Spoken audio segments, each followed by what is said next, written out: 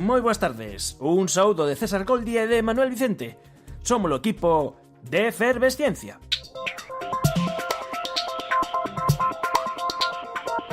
En Xamaica, cando es neno, aprendes a liar porros. Todo mundo proba a marihuana. Eu tamén o fixen cando era neno. Estas son unhas declaracións de Usain Bolt, o home máis rápido do mundo. E non só en Xamaica. Segundo a Organización Mundial da Saúde, os adolescentes españois son os que consumen máis cannabis entre os países europeos.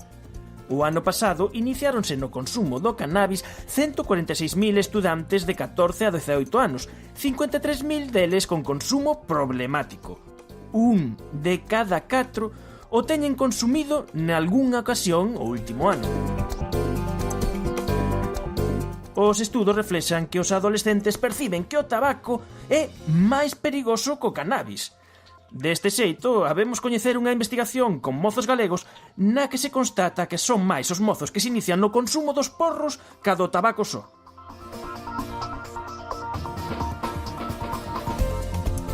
Para analizar e dar resposta a esta situación desde o ámbito da ciencia, celebrouse en Catoira, hai 2 semanas, o primeiro Congreso Internacional sobre Cannabis e os seus derivados, Saúde, Educación e Lei. E ali levamos os nosos micros para realizar este monográfico que estás a escoitar na súa versión ampliada e extendida. Benvidos á Efervesciencia. Hai outros mundos, pero están neste. Efervesciencia. Doses de ciencias en contraindicacións. Patrocinado pola FECIT, Fundación Española para a Ciencia e a Tecnoloxía, Ministerio de Economía, Industria e Competitividade. Unha colaboración da Universidade de Santiago e a Radio Galega.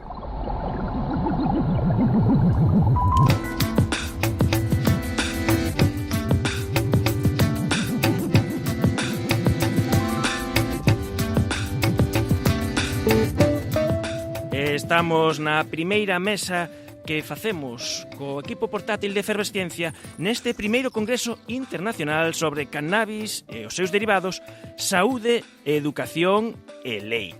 Neste encontro andaba a contar Víctor Villanueva que é importante facer ciencia sobre o consumo. Non se pode previr se non temos datos validados na ciencia.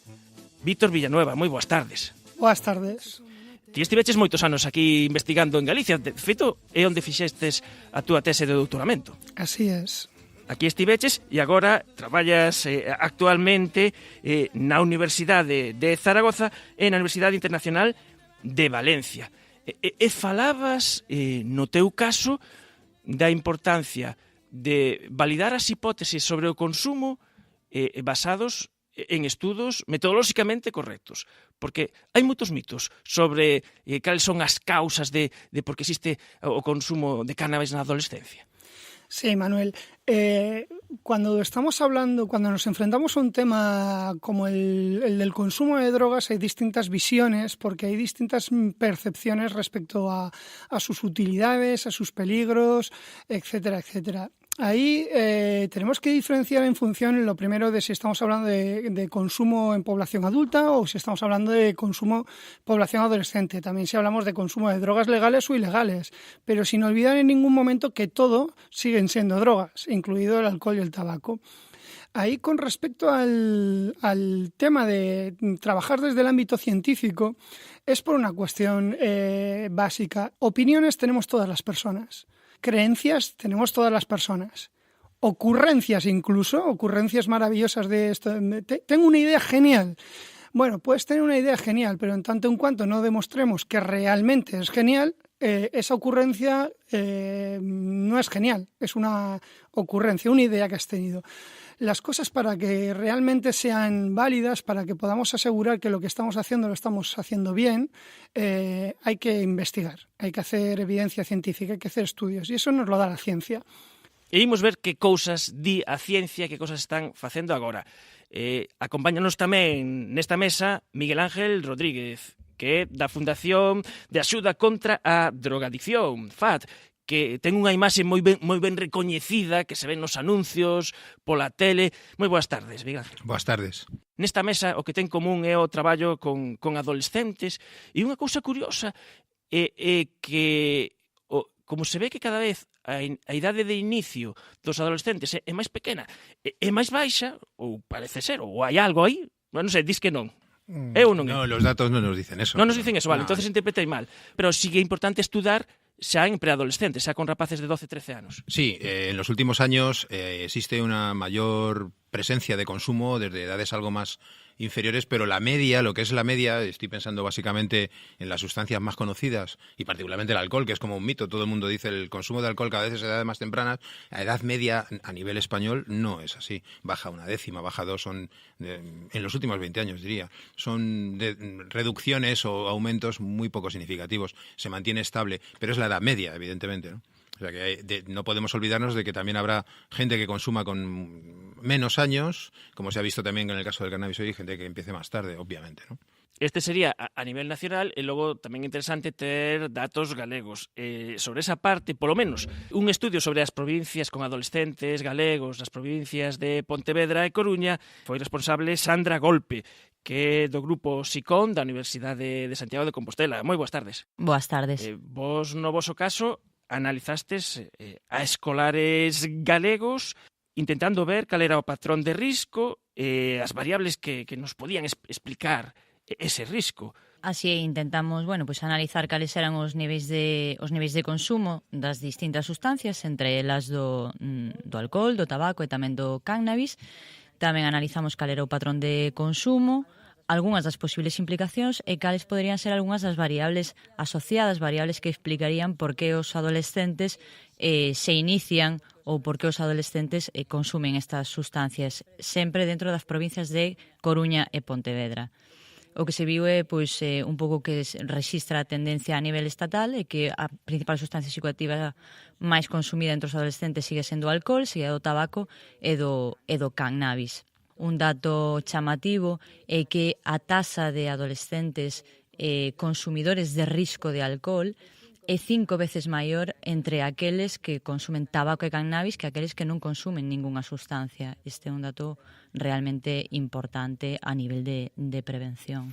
Porque aí falabas do consumo, por exemplo, conxunto de cannabis e tabaco. Nos establecimos 3 grupos, un grupo de adolescentes que non consumía nin tabaco nin cannabis, un grupo que solamente consumía tabaco e outro que incorporaba o consumo de cannabis ou de tabaco. Eu sei que, sen dúbida, a porcentaxe de adolescentes que no último ano consumiron alcohol, que fixeron un consumo intensivo, que consumiron outras drogas ilegais, era maior entre aqueles que consumen tabaco e cannabis que aqueles que non consumen nada ou que só consumen tabaco. Incluso o dato de que era un poquinho máis dese porcentaxe de adolescentes que son consumidores, os que consumían tabaco e cannabis que só tabaco. Efectivamente, a día de hoxe xa registramos un maior porcentaxe de adolescentes que consumen tabaco e cannabis de maneira combinada que rapaces que solamente consumen tabaco.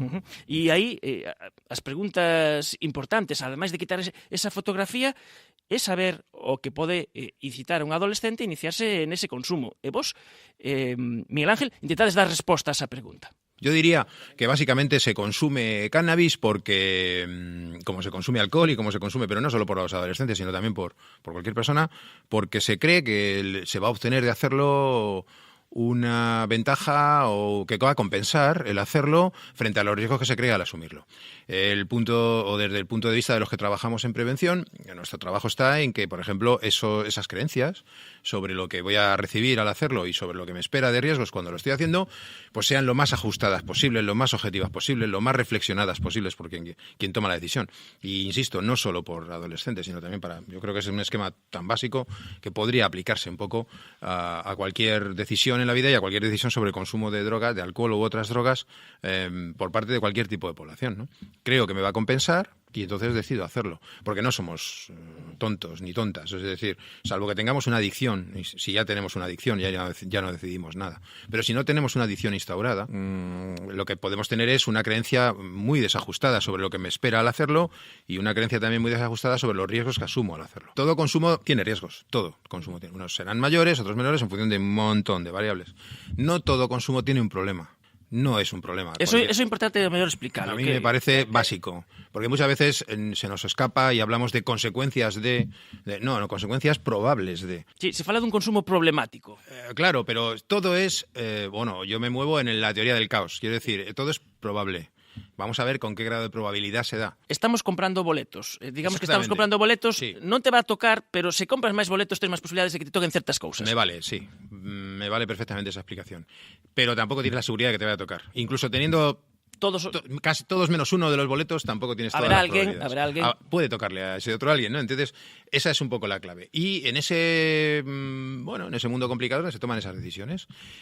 Trabajemos, por ejemplo, para que las adolescentes en este caso, reflexionen, que es un poco nuestro trabajo habitual en prevención, ¿no? Critica y reflexiona. ¿Qué crees al respecto del consumo de cannabis? ¿Qué te espera? Ya que estamos hablando de cannabis, ¿eso que esperas lo obtienes? ¿Sí? ¿No? Y intento con esta idea decirle que el trabajo en prevención es un trabajo educativo y es un trabajo a muy largo plazo. Porque eu teño aí a percepción, corresídeme se me equivoco, que moitas veces se simplifica toda esta problemática que pode estar asociada a este consumo, se reduce a un mero problema de información. É dicir, o problema é que non hai falta de información. É moito máis complexo que todo eso, porque se só fose información, pois facendo exames sí. xa solucionaríamos. No, información se tiene. Cuando preguntas a adolescentes sobre si saben, dicen saber. Ellos dicen saber y ellos toman decisiones con la información que disponen. ¿Qué calidad tiene esa información? Esa es la duda, ¿no? La mayor calidad de la información viene dada también de la metodología o de la manera en la que hagas que esa información sea relevante para ellos y para ellas. Y ahí, no digo la única, pero la mejor manera de hacerlo es que se construya por sí mismos. No porque se la contemos ni sus profesores, ni sus padres, que algo podemos hacer, no digo que no. Pero la verdaderamente relevante es cuando la creen, porque la creen ellos y porque la constituyen ellos y la construyen ellos como algo personal y digamos reflexionado, ¿no? E hai unha cultura, non? Entonces hai ese de, por exemplo, no caso cannabis, diversión e relax frente a uns riesgos probabilísticos que haxe aí. Claro, si les preguntamos en la puerta de su casa y les hacemos una encuesta o en el colegio, te van a decir que el riesgo es altísimo. Los datos están cerca del 90% los que piensan que consumir al menos una vez por semana, según la encuesta del Plan Nacional, la última, es bastante o provoca bastantes o muchos problemas, ¿no? Ahora, eso luego no es verdad, no es del todo cierto, porque cuando les pones, por ejemplo, a hablar en un grupo de discusión o en varios grupos de discusión y utilizas una metodología cualitativa, ves que los mensajes no son exactamente esos. Es decir, bueno, sí, tienen riesgo, pero tienen riesgo los otros, los más pequeños. Yo no, porque yo controlo, yo manejo, lo mío es experimental, es ocasional, y entonces... Sí, este efecto documental da dúas, dos documentales de natureza que todo o mundo ven, e logo as estadísticas sí. Non sai. Falando de estadísticas, de datos, por exemplo, a investigación de Víctor, que presentou neste congreso en Catoira, ten que ver coa importancia de atrasar a idade de inicio no cannabis, porque a idade de inicio o que sí é certo que vai determinar ou hai unha certa determinación de cal va a ser a futura evolución. Sí, con respecto al tema de la edad de inicio, la literatura científica y lo que nosotros los hallazgos que hemos obtenido es que es una de las variables relevantes. No necesariamente es una variable que se explica por sí misma, sino que la edad de inicio luego está influida por otra serie de factores, como pueden ser el consumo por parte o las actitudes favorables por parte de la familia, con lo cual hay una parte importante de trabajo en el ámbito familiar. Tiene que ver con la disponibilidad y accesibilidad de las drogas, que eso tiene que ver sobre todo con medidas legislativas que tienen que desarrollarse. Es decir, la edad de inicio no se explica per se. Se explica porque hay otras variables que generan que la edad de inicio sea más temprana o menos. Lo que sí que se ha demostrado es que cuanto más tempranamente se inicia un menor, las probabilidades, y no vamos a decir que haya una relación de causa, sino que las probabilidades de desarrollar consumos abusivos o incluso dependencia de cannabis o de cualquier otra de las sustancias aumenta. Y estos son estudios que se han desarrollado tanto en España, en distintos lugares, como a nivel mundial y que tiene un fuerte respaldo empírico. Esto también lleva a tener que trabajar desde distintos aspectos, que no solamente con los menores, es decir, aquí tenemos que trabajar en el ámbito comunitario, en el ámbito de medios de comunicación, en el ámbito familiar, para ir trabajando todas esas creencias, opiniones que van teniendo. coincido con Miguel Ángel en la importancia de cómo transmitirles a los chavales la información. Y ahí estaríamos hablando de lo que son las orientaciones pedagógicas o la metodología. Es decir, tiene que ser una metodología participativa, activa, en la cual ellos hagan uso de esa información como algo propio, que lo manejen. Non é deixalo caer aí. No, es que se ha demostrado, hay evidencia científica también clara sobre que lo que son el componente de información, es decir, simplemente transmitir información. Unha charla, por exemplo. Por ejemplo, eso no tiene efectos positivos claros. Generalmente los estudios apuntan a que por sí misma no tiene información, y yo me remito a un dicho popular: del dicho al hecho hay un trecho. En tanto en cuanto las personas no cogen ese dicho, es decir, la información, la manejan, la construyen y generan con ello un cambio de actitudes y a partir de ahí un cambio de conducta, no logramos que luego el tener más información revierta sobre el cambio conductual, es decir, consumir menos drogas o consumirlas de manera más responsable. En este sentido, las metodologías activas son importantísimas. Y luego tenemos que tener en cuenta una cuestión muy importante, que tenemos que ajustar toda esa información y todas nuestras intervenciones a la edad evolutiva. Coincido también, hay que hablar a nivel de información, etcétera, sí, pero es que la información que hay que trasladar o cómo hay que trabajar con adolescentes no tiene nada que ver con trabajar con adultos que trabajar con menores de infantil o de primaria en los cuales se puede hacer prevención inespecífica. Son distintos y entonces ahí sí que es importante también a los adolescentes transmitirles una cuestión. El consumo de drogas, todos tienen consecuencias negativas. Lo que pasa es que ese refuerzo que hace que en la valoración de cuáles son los efectos que me pueden generar, que yo busco, que de alguna manera yo veo que tienen aspectos positivos y frente a los riesgos en ocasiones ganan, es que esos efectos positivos que tienen las drogas, por ejemplo, el que alguien haya bebido un poco más de la cuenta y se ponga como muy chistoso, muy gracioso, eso tiene mucho refuerzo social, pero claro, ese es el efecto directo, el observable. El efecto indirecto no se está observando y es que en ese momento, si tiene 12, 13, 14, 15 años, es decir, hasta los 21, se está desarrollando las estructuras cerebrales, los procesos cerebrales. Eso no se está viendo en ese momento, pero eso está ocurriendo en ese cerebro y está generando alteraciones bioquímicas que van a generar estructuras que no se desarrollan como deberían. Y por tanto, si el cerebro es una estructura esencial que en el periodo en el que se está desarrollando generamos alguna modificación en su estructura, eso en algunas ocasiones es reversible, pero en otras ocasiones es de por vida. Y esto es importante, trasladarlo para que al alumnado le quede claro. No lo ves, pero eso está sucediendo. Aí hai cousas moi importantes de que non temos claro ata cando se desenvolve o noso cerebro, decir que pensamos que pasamos a adolescencia e xa está, e hasta o mellor 25 anos non temos o que chamaríamos a plena madurez. Hai outra cuestión importante que é que funcionamos así, asumimos as consecuencias a corto plazo, pero nos costa máis asimilar as consecuencias a longo plazo. Eu tiño un amigo que decía que a xente deixaría de fumar se os efectos negativos do tabaco fosen no momento. Se dices, tes unha probabilidade entre 100 de ter un cancro, pero se te estoupase o cigarrillo no momento, e se dixese, mira, es que estes cigarrillos, un de cada 100 estoupa, e morres no momento, ninguén fumaría, porque non asumiríamos ese risco inmediato. Sin embargo, se o pospoñemos, non o vemos. Para nós non está aí, sei que funcionamos así. Supoño que, claro, aquí é importante é o tema dos adolescentes. E Sandra, estivestes aí traballando cos adolescentes galegos. E comentabades que vos analizades, se tende a analizar as causas persoais e as causas ambientais. E falabas de cousas moi concretas que se ven, de dicir, de como indicativos de que as cousas poden axudar a normalizar un consumo ou non, ou dicir, pero cousas tales como a hora de chegar a casa, a hora de os cartos dispoñibles, e non sei se isto se relaciona non sei, como agora estou falando desde un punto de vista de pai, non? Ese coñecemento de dicir, chegar tarde non debe ser bo esa percepción que temos, ou ter moitos cartos, ou o tema das amistades, que ti, por exemplo, Víctor, tamén analizas. Vos, desde o que estudiades, que o que se sabe deso?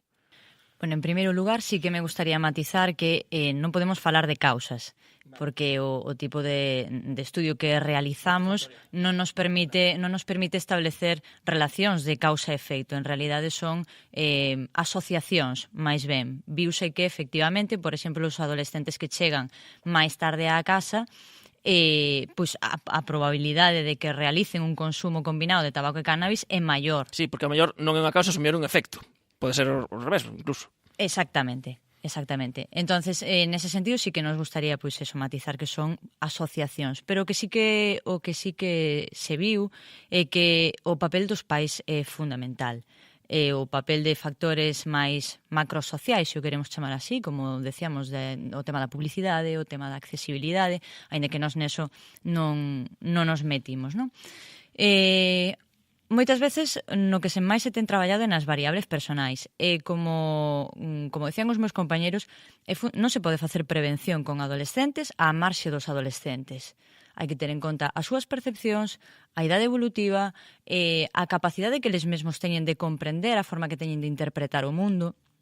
Pero, ademais dese traballo, é fundamental traballar cos pais, é fundamental traballar cos educadores. En ese sentido, eu sí que estou detectando que hai unha especie de conflictividade entre os profesores e os pais. Ás veces parecen enemigos, non? Entón, é fundamental estimular a colaboración entre pais e educadores e asumir que é unha responsabilidade compartida, é unha responsabilidade de todos e cada un ten que asumir esa responsabilidade. Se os pais delegan no sistema educativo, se o sistema educativo delega nos pais, se ao final delegamos na sociedade, a responsabilidade queda totalmente diluída e os chavales e os rapaces pois fan o que queren, non?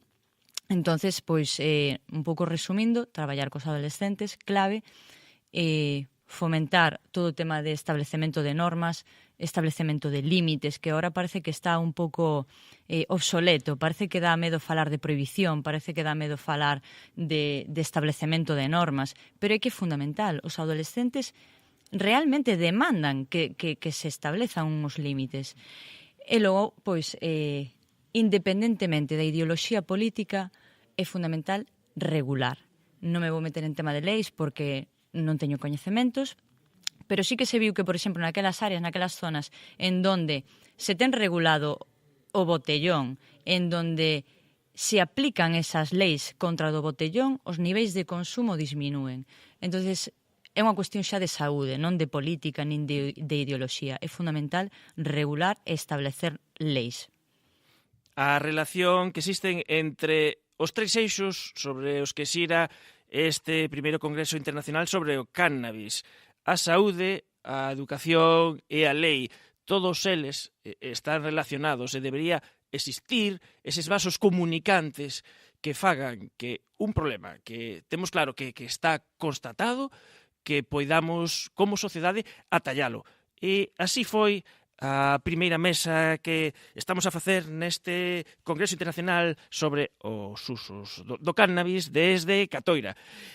Contamos con Sandra Golpe. Moi boas tardes. Boas tardes. Grazas por intervir con Víctor Villanueva. Boas tardes. E Miguel Ángel Rodríguez. Moitas grazas por achegarvos amablemente os nosos micros. Boas tardes. No encuentro hierba por ninguna parte, macho. Es que ahora fuma demasiada gente y a los demás que nos parta un rayo. Eso. Y encima es un palo de pasta que te cagas. Sí. En algunos sitios ya la están vendiendo a 100. Hay que joderse. ¿Quién vive aquí, macho? Mi primo Strawberry. Él seguro que nos da bola, siempre tiene de la mejor. A ver qué pasa. Sí, es buena gente. Solo que es un poco raro. Estuvo en Vietnam y volvió un poco tarao, ¿sabes? Sí, con la hierba vietnamita pasa eso. Sí. A veces te quedas tarao. Este desde luego se quedó. Así se perdió la guerra. Necesito con urgencia transfusión de efervesciencia. Un dos participantes neste Congreso Internacional sobre Cannabis e os seus derivados desde Catoira é Gregor Búcar. Moi boas tardes, Gregor. Buenas tardes. Gregor traballa no Observatorio Europeo contra a drogadicción e a toxicomanía ven de dar, participar nunha mesa redonda onde falabas da importancia do ambiente na prevención, neste caso, do consumo do cannabis. É tan importante o ambiente? Claro, porque la mayoría de lo que hacemos no es baseado en decisiones que hayamos tomado independiente y autónomamente. Nuestro ambiente nos influencia. El contexto de las cosas, lo que vemos que otras personas hacen, lo que vemos que otras personas encuentran bien o no. Inda que estemos equivocados, si pensamos que algo fai todo o mundo, eso tamén influye moito en nós, ¿no? Claro, obviamente. Básicamente te conduce mucho. Imagina, por la mañana te levantas y piensas, hoy voy a comer poco, voy a alimentarme bien, voy a moverme mucho y voy a tener un día saludable. Y después, claro, te vas, el contexto es que entras en tu edificio, querías subir 5 pisos por la escalera, pero hay 4 chicas con tacones altos que te interesan, que entran en el ascensor te invitan, o sea que subes el ascensor. Después pasas por un buffet donde hay un montón de cosas que son dulces, grasas, no sé qué sé, pero que tienen buen aspecto y ves que todo el mundo toma, lo vas a tomar, es la cognición implícita, una cosa más bien automática. Después sigues un rumbo, un camino que no ibas a tomar, querías ir por fuera, pero entras en coche porque ves que todo el mundo lo hace. O sea que un montón de cosas hacemos implícitamente, automáticamente, porque seguimos otros y buscamos la aprobación de otros. Neste coffee break hai unha cosa que me chamou a atención, que no coffee break é como os que vemos todos, onde hai o café, hai pasteliños, hai cousas doces, pero neste caso afortunadamente tamén se ofrece froita, hai unha oferta de froita en riba da mesa, pero eu vendo agora a xente, todos os participantes no congreso, eu que tamén ando por aquí, me vou aos pasteles en vez de tomar a froita, inda que sei que debería tomar a froita. Claro. Por eso todo lo que hacemos es baseado en lo que hay muy cerca. Es la cuestión de automáticamente tendemos a reducir los esfuerzos para un comportamiento. Vamos siempre por donde es más fácil. Si hay la fruta más cerca, más visible, más atraente o atractiva, entonces la vamos a comer. Cuando tengo que hacer un camino extra es otras cosas. Por eso algunos colegios, por ejemplo, ponen las máquinas de las bebidas gaseosas con azúcar en un lugar más remoto donde tienes que buscar unos caminos. Nadie te los quita, pero el acceso es más difícil. O sea que esos principios de comportamiento se usan muy poco en prevención. Son principios visibles como restricciones o prohibiciones de hacer algo en público, pero hay también cosas invisibles como la proximidad, la visibilidad de una opción de comportamiento más sana o menos sana. Y a eso se puede jugar mucho. Imagina todos los ambientes de salida nocturna. Sales. El precio de la cerveza es más barata que el agua en muchos países. O sea que sí tenemos cualquiera obviamente toma cerveza porque le sale más barato. Después estás en un lugar que está súper aprietado, solo se sirven vasos grandes de cerveza, hay mucho ruido o mucho humo como antiguamente, solo hay hombres muy borrachos. ¿Qué vas a hacer? Bebes mucho más do que si estuvieras en un lugar donde puedes poner tu vaso en una mesilla, donde haya más chicas, donde el sonido sea más bajo, donde puedes ligar, conversar, hacer otras cosas, posar tu vaso donde haya comida al lado. Todas esas variables conducen tu comportamiento sin que te des cuenta. Hay muchos estudios cualitativos que dicen que los jóvenes sí que dicen que su forma de consumir es para llegar exactamente al punto donde se lo pasan bien. Pero son ilusiones, porque recién salió en otro estudio bien bonito que realmente comprobó un fin de semana, 2 fines de semana después, cuánto han realmente bebido. Era mucho más de lo que era su intención. Y todo se explica por factores meramente contextuales del ambiente. Por eso se puede jugar mucho, porque los que promueven el consumo de sustancias lo hacen mucho. Promueven los contextos, alteran los contextos de forma que consumes más. Por ejemplo, los Snickers y Mars en la salida de la espera del supermercado, porque ahí donde esperas, ahí le ves la exposición y compras con tu niño, por ejemplo. Y con esas cosas hay que jugar mucho. La gente se ve solo todo en dicotomías de prohibición o liberalización. No, es tontería. Tipo en Noruega, por ejemplo, o en Suecia, donde hay el monopolio estatal, el alcohol, el vino que hay, es muy, muy bueno. Porque compran las mejores cosechas, pagas bastante, pero no tienes el mal vino que muchas veces aquí encuentras, porque no hay una regulación del precio o de calidad. Y siempre tienes tu alcohol, lo puedes comprar con tanto que seas mayor, solo que tienes que planear, pensar un poco antes, tengo que llegar ahí a la tienda que puede estar a 10 kilómetros y tengo que comprarlo antes de las 10, como en cualquier farmacia.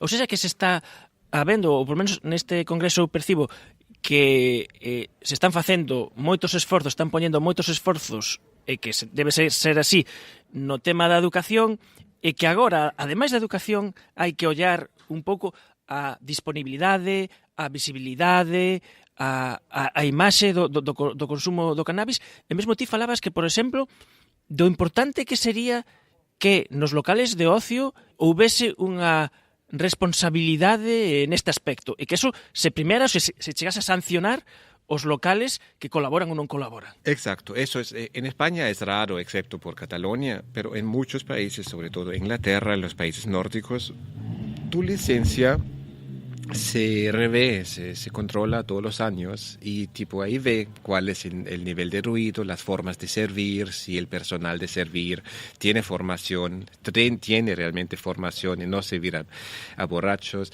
donde no entra gente colocada, donde hay control en las calles y donde entonces donde la propia industria se sienta en la misma mesa y se ven las mejores formas que garantizan un comercio fértil y al mismo tiempo un ocio seguro. Y eso incluso funciona en Suiza, que es un país bastante, digamos, poco regulador. Pero la propia industria tiene interés en no liarse con los vecinos, en no liarse con el municipio y colabora porque es en el mutuo interés de los dos. O sea que no digo que eso es una cosa completamente antiplacer, pero la prevención ambiental consigue hacer una prevención hedonista, maximizar el placer y reducir los daños. Eu coido que decías unha frase moi contundente sobre o tema dos usos e dos costumes e de cales temos o código de que se poden facer en público ou non, e decías que cagar é legal, pero depende de onde, non? Exacto. O sea que hay un montón de cosas que son legales, como hacer sexo, cagar, etcétera, pero todo el mundo asume que haciéndolo en público implica una multa pesada. Y así son varias actividades legales que no lo haces en público, sobre todo cuando hay niños. Por ejemplo, en muchos países se dice cuando hay un semáforo en rojo para los pedestres, o más que no venga ningún coche, pero hay un niño, no atraviesas, ¿no? Para no dar un mal ejemplo a los niños. En Alemania todos los adultos son educados así. Y de la misma forma, o sea que hay varias formas de regulación que no son la prohibición en el sentido clásico, donde se pune un comportamiento irrespectivo donde acontece, pero controlas la vida pública y siempre lo hemos hecho y nadie lo ha llamado prohibición. No creo que a alguien se le ocurría llamar prohibición que hoy en día no escupes más en un tranvía o en un bus público. Esa gente le daría repulso, pero hace unos tiempos era normal, frecuente y se ponía carteles. Sí, había carteles entrando a edificios públicos que ponía prohibido escupir o char. Exacto, y eso se llama el proceso de civilización. O sea que a medida que las sociedades se tornan más complexas y necesitas que ciertos comportamientos vuelvan o entren en el privado sin que sean por sí mismos ilegales.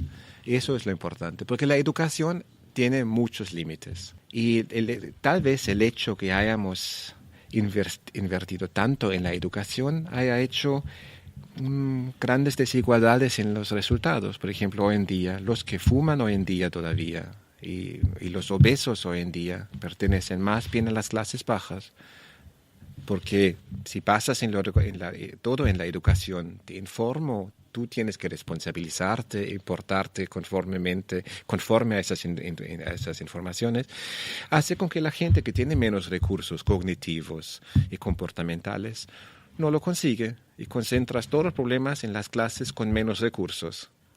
Porque la educación sirve mucho para mí, porque yo sé muy bien leer lo que está escrito en pequeño, analizar los datos atrás, saber que la mayoría de lo que la industria promete es mentira, tanto la industria del cannabis como la industria del alcohol.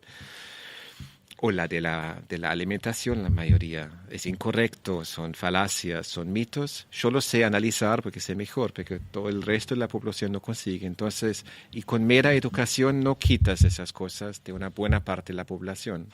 La educación tiene límites y tiene límites en mí también. Porque yo cuando abro una tabla de chocolate me la como entera, lo que dije. La única forma para reducir esa impulsividad es simplemente no tener chocolate en casa cuando no quiero comerlo. A verdade é que son as ideas, polo menos a min, que dá moito de pensar e que penso que poden ser aplicadas a moitas cousas, non? Falabas, por exemplo, dunha cousa que temos falado moitas veces neste programa, en Efervesciencia, no que facemos divulgación científica, por exemplo, das alegacións que ata agora poñían a industria alimentaria nos seus alimentos, que agora temos un mecanismo europeo de regulación, está a EFSA, e só podes facer unhas atribucións saudables son determinados casos e vas unha determinada aprobación. E ao mellor agora dáse o paradoxo de que aí se empeza a, digamos, a corregir esos excesos na industria alimentaria e, sin embargo, semella que, por exemplo, no caso do cannabis, calquera persoa pode ser libre de darlle unhas atribucións terapéuticas que algunhas hai moi concretas, moi determinadas, pero que non o son, que non as hai. E que parece ser que ao mellor aí compre facer algo. Claro, por eso me gustó lo que la EFSA, que es la Agencia Europea de Seguridad Alimentar en Parma, hizo el otro día, escribió a 4 empresas de cannabis que avisándoles que tenían que parar de decir que cannabis era, o sus productos cannabínicos eran ideales o indicados para ciertas condiciones. Y dicen, bueno, sin pruebas no lo puedes decir. Y allí se puede multar a gente que promete esas cosas, porque según yo sé, hasta ahora las metaanálisis demuestran que cannabis es eficaz para 4 o 5 condiciones médicas. Y eso. Y no para todas las 20 o 30 que encuentras en varias páginas. Y estos son productos cannabis, que THC y cannabidiol, pero lo que tú fumas muchas veces contiene poco cannabidiol y mucho THC, que es diferente de lo que se usa en los estudios. Es unha cousa moi importante. Es muy importante porque implica dolo, o sea que implica intención de daño, intención de mentir, intención de información falsificada. Y hoy en día no puedes más decir ese alimento tiene tal y tal efecto sin que tengas las pruebas. Y eso se puede in extensis también aplicar a cannabis en teoría. No puedes decir esa cosa, es prohibido y lleva multas a no ser que traigas un estudio científico o muchos estudios científicos que lo validen y que luego vayas a EFSA diga, en base a estos estudios presentados, esta atribución de saúde es lícito que exactamente. Se pode Gregor, xa non temos así máis tempo, ten que seguir este congreso. Moitas grazas polo traballo que facedes desde ese observatorio contra a drogadicción e as toxicomanías, observatorio europeo que estades en Lisboa. Está en Lisboa, sí. Y cubrimos todos los 30 estados, o sea que 28 estados de la Unión Europea y Turquía y Noruega. Y de ahí vienen todos los datos. Por eso sé lo que acontece en la Unión Europea sobre prevención, en cuestiones de prevención. Pois moitas grazas, moito obrigado. Cannabis cures cancer. Did you know that cannabis is a Schedule 1 drug, which means it's considered to be worse than coke and meth? Sounds like you need to get online and do some research. And cancer moves through your body like water to sea serpents. We need a cure before it starts to slaughter each person. Chemo's expensive, cannabis offers a free version. They keep on doing tests, they keep providing proof. Nestas instalacións do Concello de Catoira, onde transcurre este congreso sobre cannabis, estivemos buscando cal era o mellor lugar para poder falar cos nosos convidados.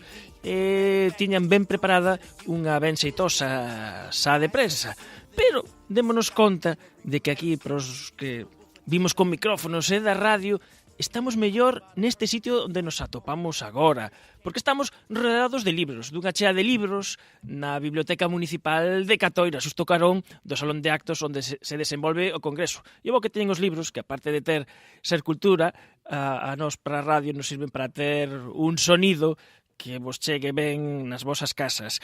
Seguimos avanzando e contamos neste momento co representantes da Fundación Galega de Loita contra o Narcotráfico. Temos connosco o portavoz da Fundación, que é Fernando Alonso.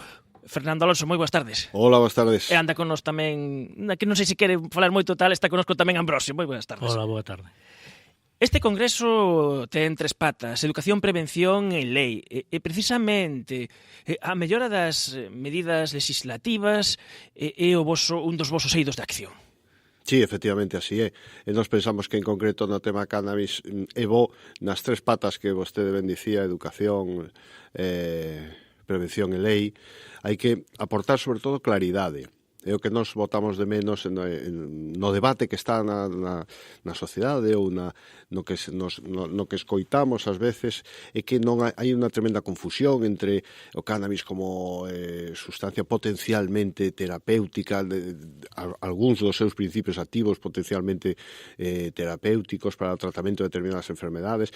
Eso se mezcla co uso, entre comillas, recreativo da sustancia, non ten nada que ver unha cosa con a outra. Por lo tanto, nós pensamos que neste congreso unha das virtudes que penso que vai deixar, unha das grandes vantaxas que nos vai deixar, dos grandes bagaxes, é precisamente separar, aclarar debidamente o que é, por unha parte, o empleo con fins médicos de determinados compuestos que teñan principios activos do cannabis, que se a ciencia o valida e autoriza, porque non, por suposto, sempre e cando estean debidamente validados.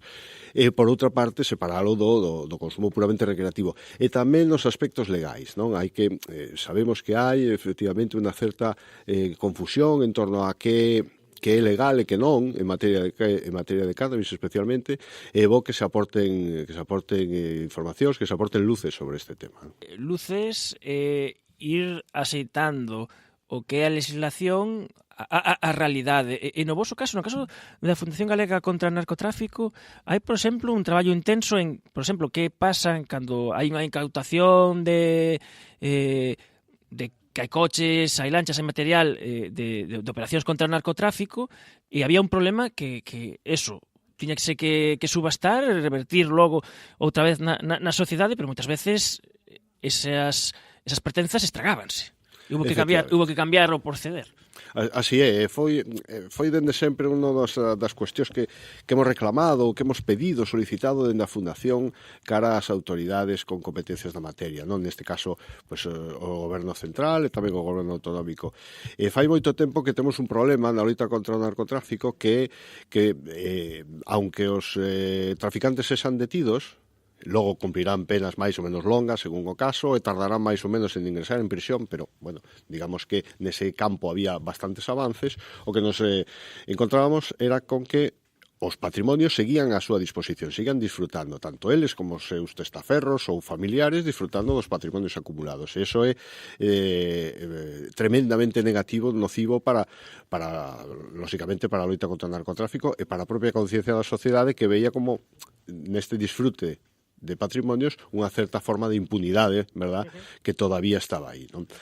Por iso é importante estes avances que, no caso que nos ocupa do Servizo de Xestión de Bens Decomisados ao Narcotráfico, se ocupa de xestionar os bens, neste caso bens mobles, vehículos, embarcacións, ordenadores, etc., que se incautan en operacións antidroga. De tal xeito que se hai un operativo antidroga, de maneira inmediata, se a súa señoría o considera oportuno, isto ten sempre autorización e supervisión judicial, se encomenda a xestión deses bens ao servizo e pasan a ser debidamente administrados, xestionados, protegidos, cuidados e orientados en moita medida, na medida que se pode, orientados á venda anticipada. E así evitamos que precisamente o coche que os se incaute, se esperamos a que haxe un xuizo e unha sentencia, e ademais esperamos a que se firme, podemos esperar 8 ou 10 anos. Ese coche que os se vale 30.000 euros pasa a ser directamente dentro de un par de anos chatarra. Entón, deste xeito, evitamos. Conseguimos que ese vehículo sexa vendido en tempo actual e ese ingreso, o que queda é precisamente na conta de consignación do xulgado, hai control judicial total, queda ese ingreso a expensas da sentencia, e cando haxa sentencia temos o diñeiro contante e sonante e non un amasijo de chatarra na rúa, que que a principal virtude do servizo dende o punto de vista económico é esa, e dende o punto de vista social, que é unha cousa que nos move especialmente a nós, lóxicamente, Fundación Galega contra o Narcotráfico, dende a sociedade civil, é a exemplaridade da medida, que se vexa que o narco xa non sigue paseándose no deportivo facendo ostentación das súas riquezas. Falabas de sociedade civil. As orixes da Fundación Galega contra o Narcotráfico precisamente é a organización da sociedade civil desde os anos 90 cun activismo forte. Aí está Ambrosio. Non sei se cambiaron moitas cousas desde os anos 90 ata agora. Home, cambiar vaise evolucionando e costa traballo, non? Porque hai que mover leyes e todo eso leva tempo, non? Si, a Fundación empezou por unha plataforma a raíz da Operación Nécora, non? A ver que, bueno, os contrabandistas e narcotraficantes entraban por un lado e salían por outro, pois, bueno, a sociedade moveuse, non? Aquí, bueno, estuvo implicada moitísima xente, asociacións, Erguete, a plataforma, bueno, moita xente. Entonces, bueno, a Fundación, pois, o que fai é fomentar foros, problemas con, por exemplo, os problemas que pode ter a Guardia Civil, a Policía, incluso os juzgados, unificar os problemas e traspasar iso a Comisión Mixta Congreso Senada, por menos para modificar algunha lei, non? Intentar ir cambiando algunha lei, porque, bueno, algunhas son verdadeiramente obsoletas, non?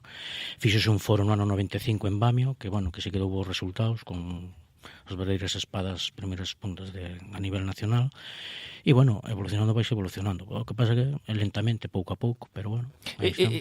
E nestes momentos, que é o que máis vos preocupa? Bueno, preocupacións son, desgraciadamente, neste campo moitas, non?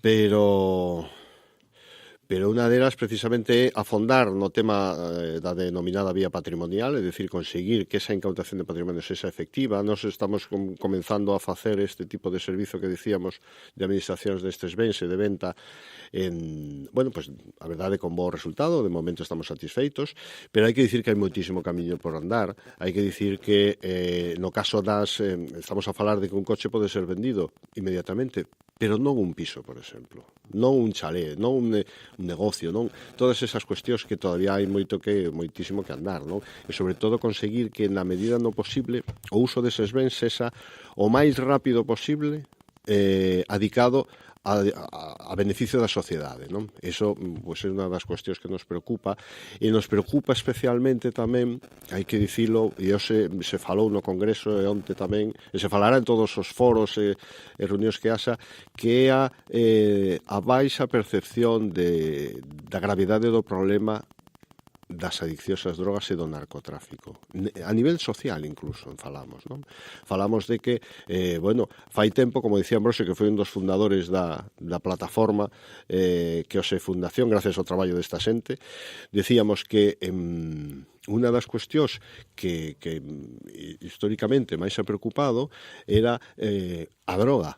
Se falaban das enquisas do CIS, o problema das drogas estaban nos primeiros lugares, segundo, terceiro, cuarto, e agora está, con sorte, no número 35. E que pasa? Que estamos hemos feito 35 veces, hemos mellorado 35 veces multiplicado por 350 efectividade, disminuído o consumo 35 veces máis con respecto a aqueles tempos, nin moitísimo menos, en boa medida na parte do consumo moito máis grave, aínda que non se visualiza tanto. Aí enganchamos pois co tema do consumo de heroína, que era a degradación das persoas era moi rápida e moi evidente. E agora hai un cambio aí social, non? Hai distinto, consumen outras sustancias, a degradación que producen o deterioro do consumo de drogas, da adicción ás drogas, é moitísimo menos visible, o mellor físicamente, e polo tanto, se non se ve tanto, preocupa menos, pero evidentemente é un tema que ten graves implicacións dende tres puntos de vista, ademais do propiamente sanitario, o propio drama de adicción ás drogas, dende o punto de vista de fracaso escolar, de accidentes de tráfico, ou incluso o que se está nestes tempos condenando con tanta rotundidade e tanto merecimento, que o terrible problema que temos de violencia de xénero, en moitas ocasións aí debaixo de eso consumos de alcohol e outras drogas. E aí está o traballo desde os anos 90, o traballo de xente que se organizou, de sociedade civil, organizada a través da Fundación Galega de Loita contra o Narcotráfico. Moitas grazas por achegarvos aos nosos micros, moitas grazas Ambrosio e Fernando. Gracias a vos. Gracias a vos. Continuamos no primeiro Congreso Internacional sobre Cannabis e os seus derivados, saúde, educación e lei. Me parece que estás buscando algo para calmar la ansiedad. ¿Te puedes medicar ahora?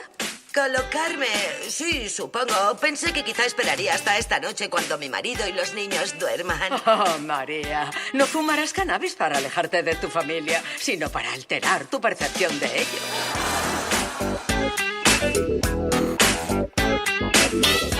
A ciencia, na Radio Galega.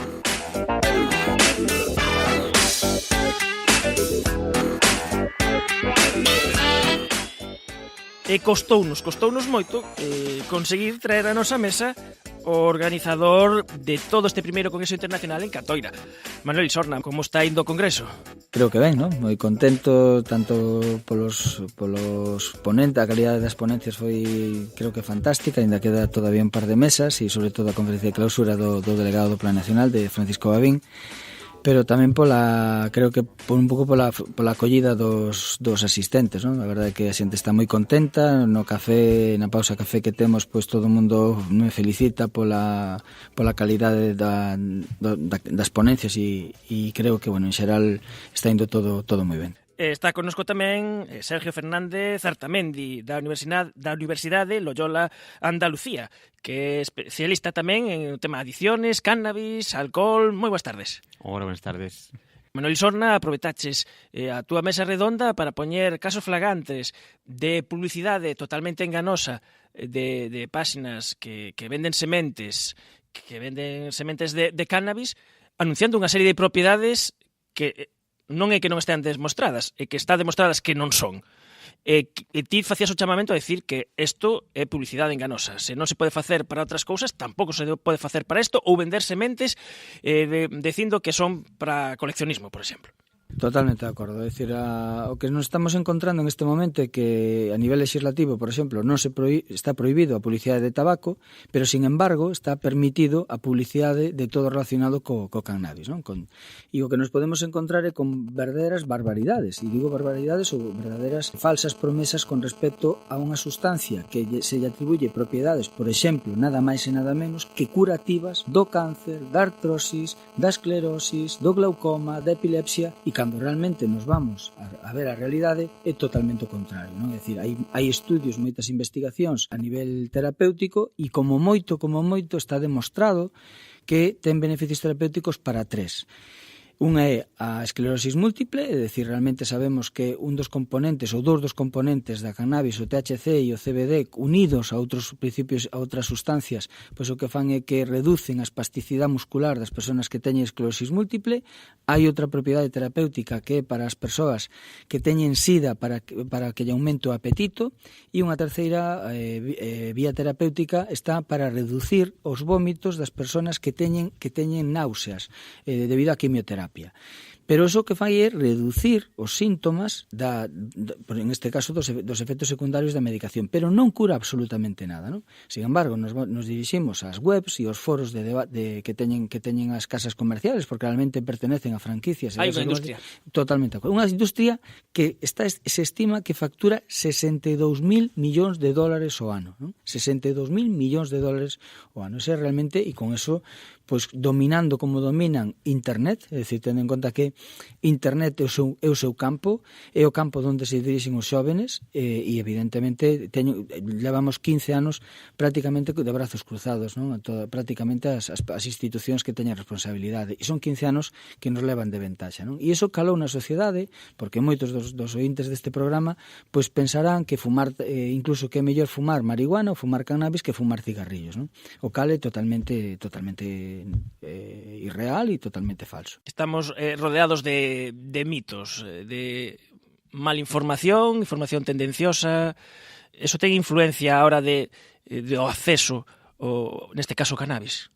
Claro, creo que tiene influencia en el acceso y tiene influencia un poco en la percepción también de riesgo que comentaba ahora Manuel. La percepción de riesgo si la sociedad recibe el mensaje permanentemente de que el cannabis cura el cáncer, lo cura todo, porque prácticamente a veces el Internet parece que lo cura todo, eso genera una percepción en la población que cala muchas veces en los jóvenes que llegan a creer que el cannabis no puede ser tan malo cuando permanentemente están oyendo que cura el cáncer, ¿no? Y obviamente a los investigadores nos cuesta mucho trabajo e investigación ver qué es lo que hace y no hace cada componente específico y entender muy bien los mensajes científicos, que son muy complejos, como para que la gente reciba mensajes tan simplistas, tan complejos y tan peligrosos que alteran mucho la percepción de riesgo y la sensación de seguridad y de que efectivamente se altera mucho el debate, ¿no? Falábamos na mesa anterior de que estamos xogando con probabilidades de entrar nun o que se chama un consumo problemático, que é o que se intenta evitar caer aí e xa de caer logo intentar voltar para atrás. Que armas temos unha vez que xa entramos na fase de consumo problemático? Que significa este consumo problemático? Una pregunta amplia, porque el consumo problemático tiene muchos aspectos.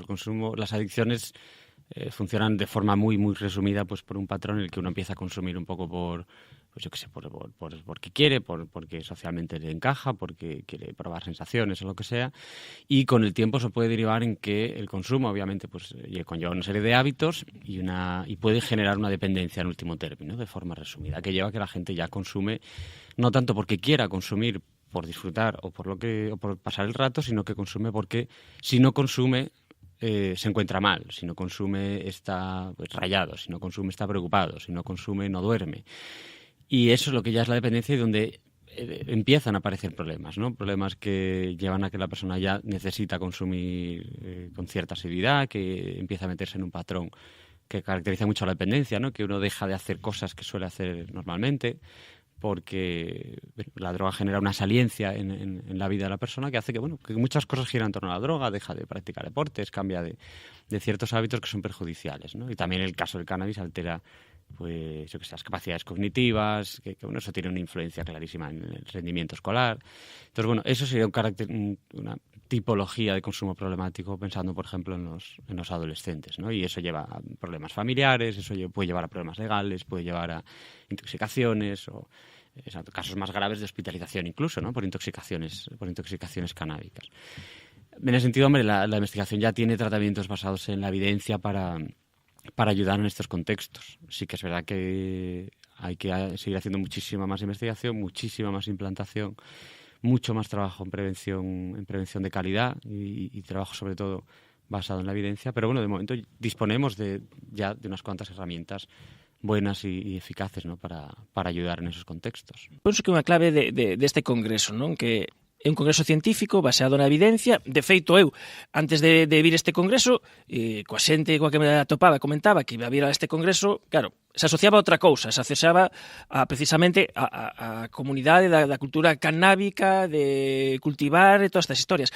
Pero o que sí é importante é que esa evidencia debería chegar, debería informarse a sociedade. Te decías, os medios de comunicación teñen que decir que as probabilidades de ser consumidor de cannabis, de ter esquizofrenia, depende da nosa xenética, e que hai a xente a que non lle afecta, pero se tes determinada variante xenética, tes un risco moi amplio, moitos boletos de ter unha esquizofrenia ou de ter unha psicose. E dicías, eso teñen que contar os medios. Bueno, pois contémolo logo.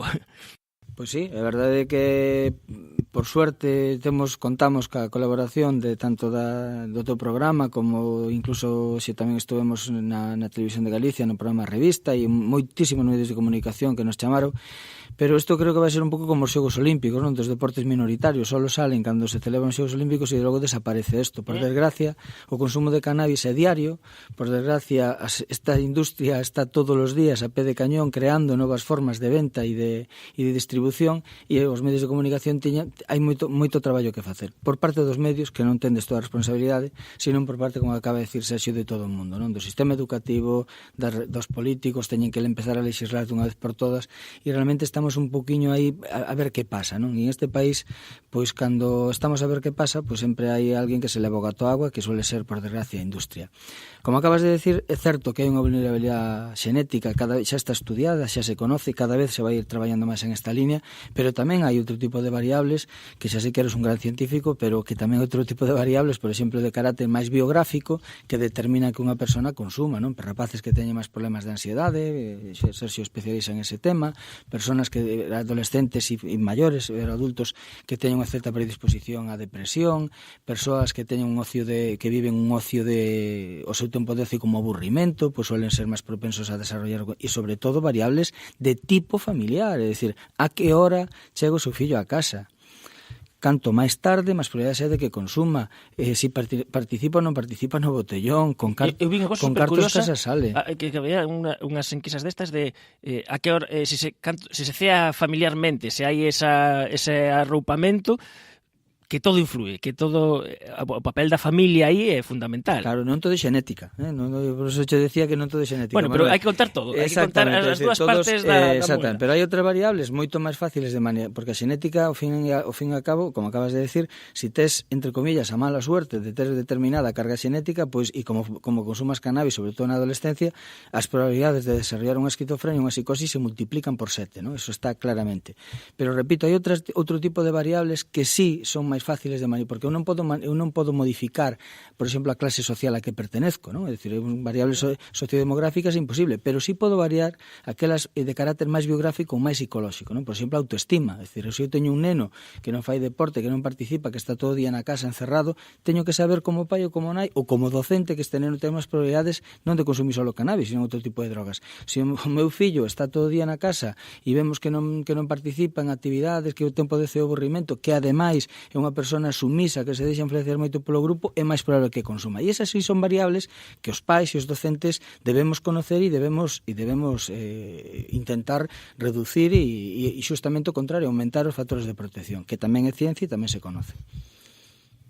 Técnicamente está escuchando a Manuel pensando que estoy totalmente de acuerdo con que además la prevención, ya hay mucha investigación en prevención y desgraciadamente la prevención es siempre la olvidada en el contexto de las drogas, porque hay programas de prevención muy eficaces, con buenos resultados, pero que muchas veces por falta de recursos públicos por un lado, a veces de falta de personal que lo pueda aplicar, y lleva a que no se apliquen adecuadamente, pero son programas de prevención que trabajan precisamente esas variables. Prevención familiar, porque hay muchas variables relacionadas con la familia que influyen significativamente en el consumo de los hijos años después, ¿no? Algunas de las que comentaba Manuel, la monitorización, el hecho de que los padres sepan a dónde va o dónde no va su hijo, que hablen con ellos, que puedan tener una comunicación fluida, que haya una relación de apego, que haya una relación de confianza, que haya un apoyo en los estudios, una serie de variables de protección que lo que hacen es facilitar factores de protección que hacen menos probable que el chaval pueda consumir, igual que hay una serie de factores de riesgo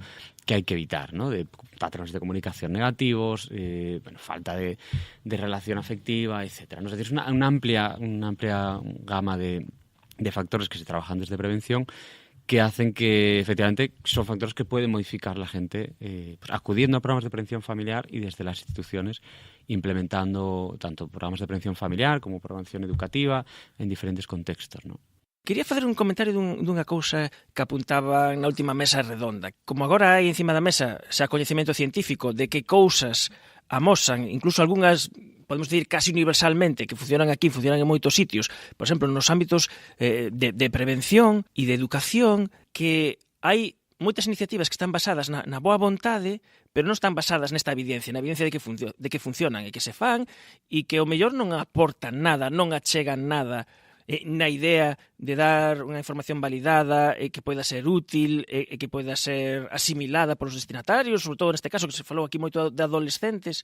Pode ser un problema, eso ou non? Ou canto máis se faga prevención mellor, ou é mellor que a prevención este asesorada ou en manos de profesionais? Como vedes isto?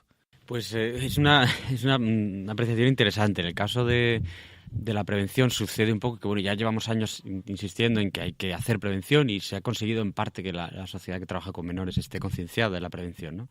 Y el paso siguiente que nos falta es concienciarles de una prevención basada en la evidencia, que ahora mismo a veces sucede un poco lo que llamamos pseudoprevención, que es que a veces hay mucha gente implicada en hacer prevención y hay mucha gente que quiere hacer prevención, quiere hacer algo en un colegio, quiere hacer algo Y muchas veces la prevención requiere una formación y requiere un programa que efectivamente haya demostrado que funciona, porque si no podemos estar no necesariamente perdiendo el tiempo, pero no aprovechándolo tanto como podríamos, ¿no? Gastando recursos. Sí, a veces recursos incluso personales, porque mucha de la gente que hace prevención a veces en un colegio lo hace desde su voluntad, en su espacio y con sus posibilidades, ¿no? Y a esa gente que hay que animarlas a seguir haciendo prevención, pero orientarse mucho a la prevención con evidencias. Es decir, buscar, hay fuentes de internet como la web de programas basados en la evidencia, donde aparecen los programas que funcionan, donde hay que tener en cuenta que los programas de prevención hay que aplicarlos cumpliendo con la estructura que se diseñó, con los criterios que se diseñó, con los tiempos que se diseñó, realizando todas las actividades que incluyen. Eso es una prevención que funciona, ¿no? Si hacemos una prevención que consiste en una charla, que a veces queda muy bien y está muy bien que los chavales la vean, eso está demostrado que su utilidad es muy limitada, por no decir nula en ocasiones. Viene bien, no hace daño a nadie, pero en esa hora en la que se hace una charla se pueden hacer cosas mejores. E que o mellor o problema é que pensamos que xa cumplimos o expediente porque fixemos a charla non se fixo o que pode dar resultados. Claro, y sobre todo es un poco que la responsabilidad es nuestra, de los investigadores, es decir, y de la gente que trabajamos en esto, porque hay que transmitir eso a la gente que trabaja en prevención, que como digo, tiene un mérito enorme porque muchas veces es nada a la contracorriente. Cae mucho el peso en ellos a veces sin que tengan acceso a todos los recursos, ¿no? Entonces hay que fomentar un pouco que les llegue esa información. Claro, os que estades a pé de cañón como Manuel Isorna, técnico de prevención do Concello de Catoira, tamén investigador na Universidade de Vigo, organizador deste congreso, que non sei, pero dame a sensación de que isto tamén supón un apoio aos que estades aí a pé de cañón. Vou vos poñer un exemplo moi sencillo do que acaba de contar Sergio, pero desde outro prisma. Ti imagínate que te queres poñer en forma. Entonces queres preparar correr un maratón o que sea. Entonces hai un programa que che din que tes que entrenar, imagínate, 15 semanas. Pero desas 15 semanas, 5 non che veñen ben. Entonces, en vez de 15 entrenas 10. Pero claro, esas 10 tampouco podes facelas como non che gustan determinadas partes do entrenamiento, sobre todo a parte onde hai que sufrir, tamén as sacas. Entonces, ao final, ti crees estarás capacitado para correr ese maratón? No.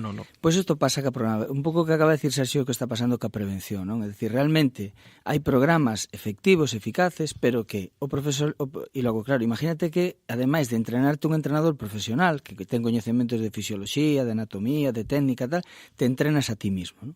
Pois isto que está pasando ca prevención, non? Nos encontramos con que hai programas realmente efectivos con unha serie de componentes, pero que o profesorado di que son moitas sesións, que como vamos a traballar tantas sesións de prevención de drogas. Ademais, como eu non sei traballar a presión de grupo, este componente tamén me lo saco porque non me entero de como se traballa este componente. E ademais, que hai que traballar o tema de, por exemplo, da autoestima, que non sei moi ben, pois esta parte tamén. E isto que está pasando ca prevención, ao final, queimas un recurso, como esos programas preventivos, e realmente non estamos encontrando. E eso con aqueles profesionales, con aqueles que queren correr un maratón, pero hai moitos que xa non queren facer actividade física, é dicir, o que nos encontramos é que hai moitísimo profesorado que as tutorías ou, digamos, a súa parte de función tutorial, pois quere facer outras cousas, non? Traballar cos pais, que a ver como vou ter unha reunión aquí, fora do... E isto que realmente está pasando. E tanto nos pasa, como dixo Sergio, tanto os profesionales de drogas, porque non temos recursos, porque non temos horas nos institutos, como moitas veces os docentes. Por lo tanto, e estou totalmente de acordo con Sergio, é dicir, hai que sentarse, hai que ver realmente tanto a Consellería de Sanidade como a Consellería de Educación, ver que ou onde vamos, porque eu sempre o digo, o Conselleiro de Sanidade son todos os conselleiros. É dicir, o que se fai en educación vai influir na sanidade, na saúde das persoas. O que fai de infraestructuras vai influir non é o mismo que a xente suba por escaleras mecánicas que suba por escaleiras. Si temos lugares onde facer actividades de ocio cerca da miña casa, non é o mesmo que ter que desplazarme 5 kilómetros. É dicir, todo de infraestructuras tamén é conselleiro de sanidade, conselleira, ainda que non se imagine. Pois o mesmo está pasando ca prevención, non? Todos debemos facer prevención, tanto o profesorado como especialistas, incluso como medios de comunicación, e hai que poñerse de acordo, non? Hai que crear este tipo de congresos onde realmente saquemos unhas liñas comuns claras e hai que poñelas en práctica. Pero logo son os políticos os que teñen que poñelas en práctica, non? Son os políticos que teñen que crear unhas directrices para que sean implementadas, e aí xa depende da vontade deles, non? E a vontade dun político vai a depender sempre da opinión pública, é dicir, do que os ciudadanos e ciudadanas demanden e presionen, non nos engañemos.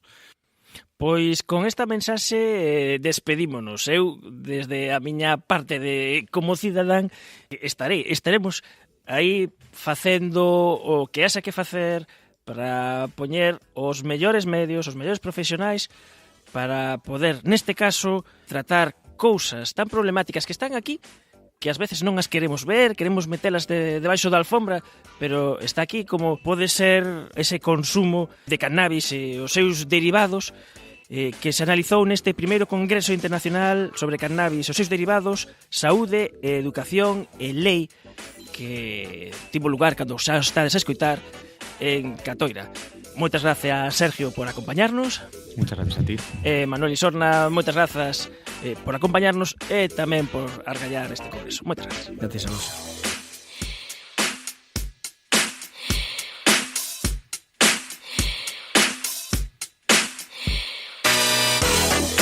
Efervesciencia. Patrocinado pola FECIT, Fundación Española para a Ciencia e a Tecnoloxía, Ministerio de Economía, Industria e Competitividade, unha colaboración da Universidade de Santiago e a Radio Galega.